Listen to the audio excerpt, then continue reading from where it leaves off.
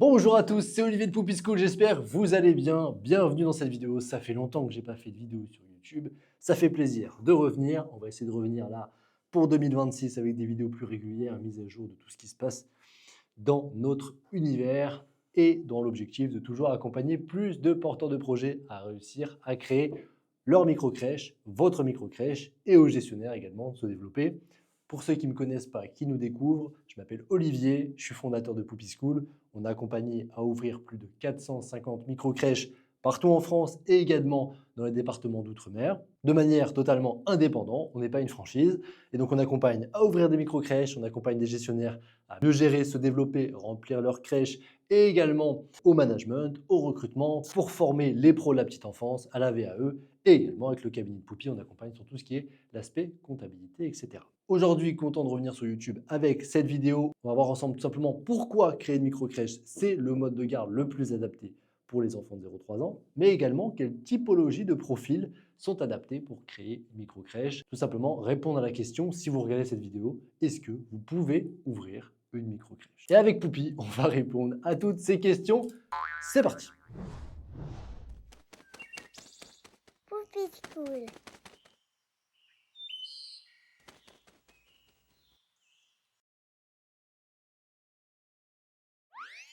Donc aujourd'hui, j'ai envie de vous parler d'un sujet très simple, pourquoi créer une micro-crèche tout simplement.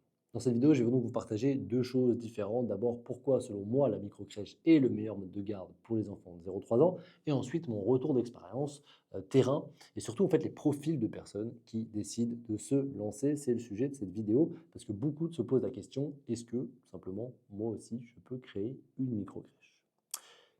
Alors d'abord, pourquoi la micro-crèche est particulièrement adaptée aux 0-3 ans?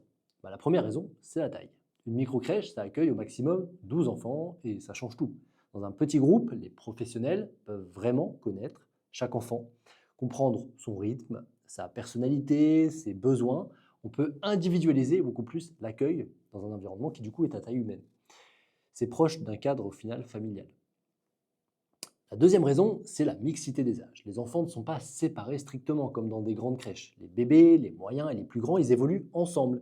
Les plus petits vont observer, apprendre des plus grands, et les plus grands, ils développent l'entraide, l'attention aux autres et l'autonomie. C'est un fonctionnement qui est au final proche d'une fratrie, et du coup c'est très riche pour leur développement. La troisième raison de créer une crèche, c'est la relation avec les parents. Les échanges, ils sont plus simples, plus directs. Les parents connaissent l'équipe, elle connaît les familles, on crée une vraie relation de confiance.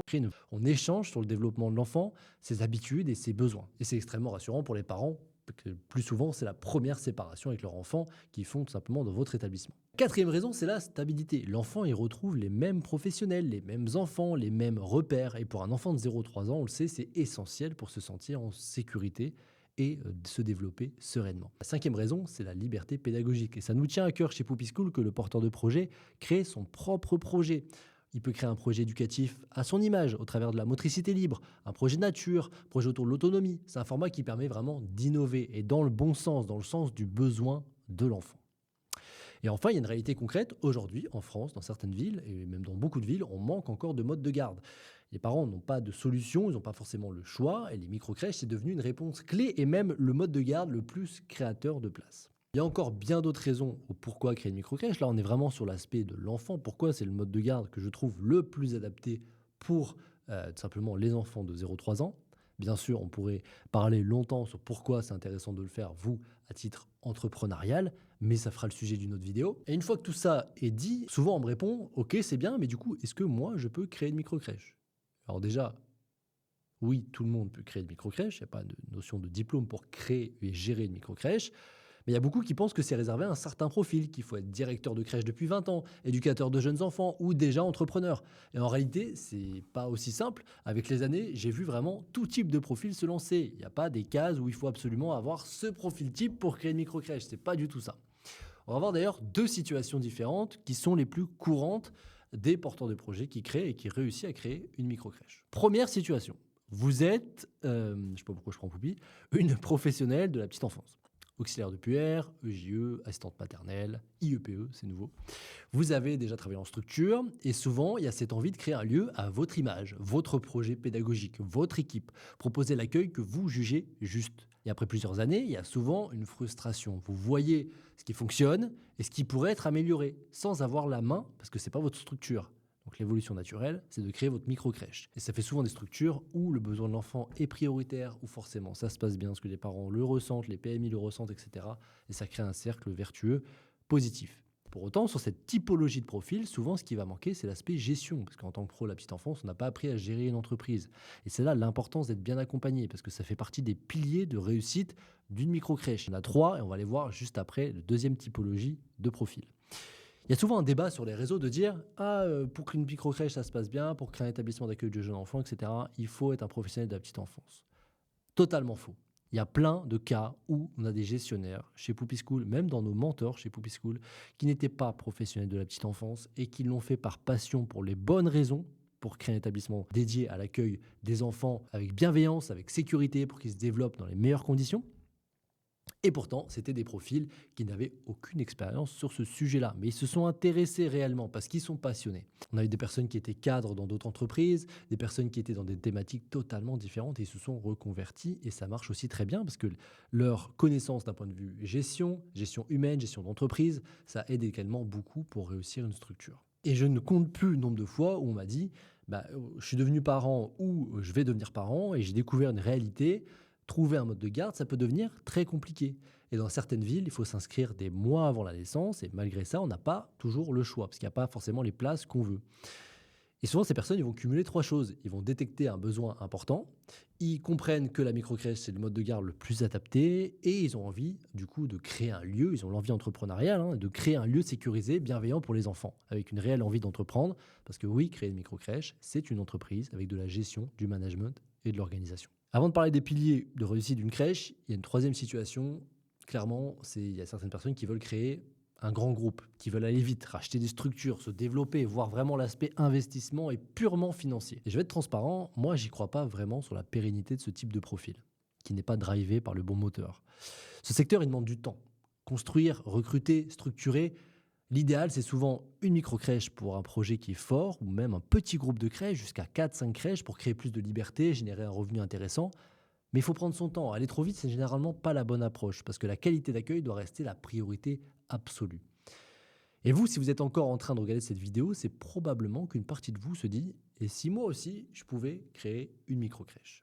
Et donc avant de vous partager la possibilité de faire un coaching pour savoir si c'est fait pour vous, je vais vous partager un tips, les 3 piliers qui fait que dans une structure, ça se passe bien et c'est durable et on est sur une pérennité de l'activité et tout se passe bien. Les familles sont contents, les enfants sont contents, les équipes sont contents et le gestionnaire est content et que financièrement, c'est intéressant pour lui.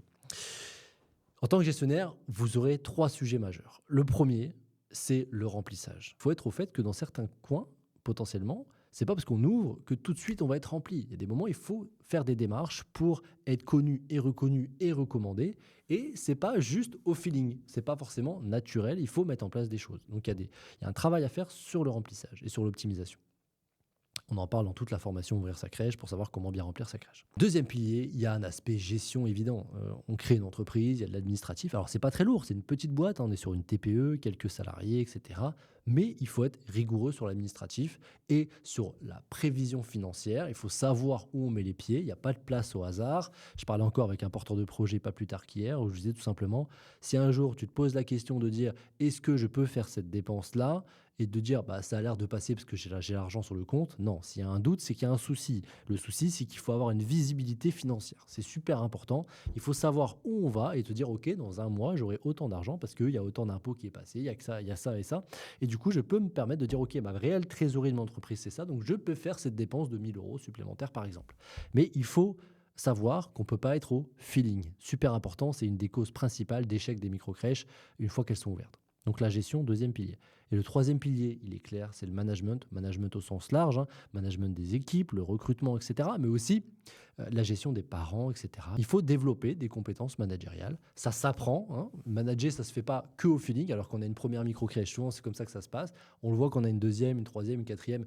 Il faut devenir un réel manager. Nous, on forme pour ça aussi les gestionnaires, parce que Ça doit pas être au feeling, ça peut pas être juste naturel. On doit s'adapter aux différents profils qu'on a en face de nous. Il y a des manières de faire et ça s'apprend, mais ça fait partie des 3 piliers. Et même si vous n'avez aucune compétence en gestion, si vous n'avez aucune compétence un peu en marketing pour vous faire connaître ou en management, en soi, il n'y a pas de problème si vous le faites pour les bonnes raisons. Ici, on est sur un niveau qui est largement atteignable par tous avec un minimum de formation.